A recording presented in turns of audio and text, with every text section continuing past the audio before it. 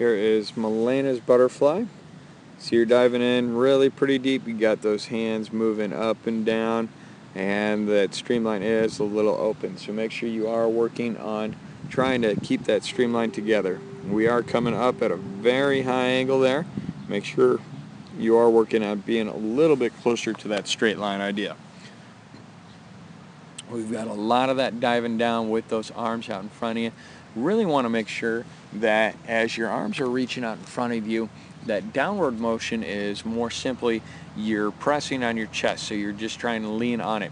As you also go through that kick, as you're breathing, you do tend to bend your legs quite a bit. So as you're coming up to breathe and you're getting that kick in, try and keep those legs a little bit straighter, a little bit longer behind, because as we'll be able to see here, you do have a very high angle. We want to be able to stay as close to that surface and being flat like you would on freestyle as much as possible.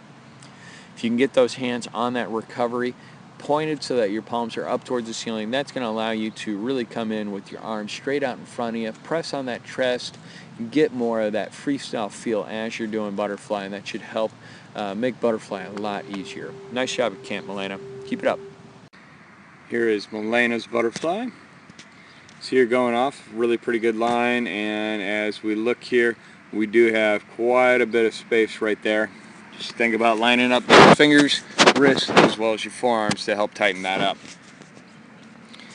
As we're going through, it looks pretty good on the rhythm on your fly. Your palms are facing down a little bit as we go through, especially right in through here. To start, you're doing okay. They're kind of facing backwards, but when your palms go down to there at that point in time, that makes it really hard to try and recover your arms. And as you go forward and through the race, you get a lot tireder because then your arms start to kind of chop through the water versus being able to kind of help you go forward. As you go through that turn, kind of a lot of what I've seen is you're going in and then kind of looping around. Make sure you're really thinking about going straight in, straight back out that same line. To really focus on driving those knees up underneath you and kind of doing a halfway reverse flip turn. That way you'll be able to move a lot quicker and pivot through the water. Something I think we're going to be able to see a lot better underneath the water is I think you've got quite a bit of leg bend when you come up to breathe.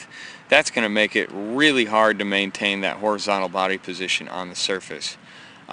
Very nice decision there at the end to make sure that you don't take that extra little stroke. That would have ended up making it a lot harder for you to finish without being touched out.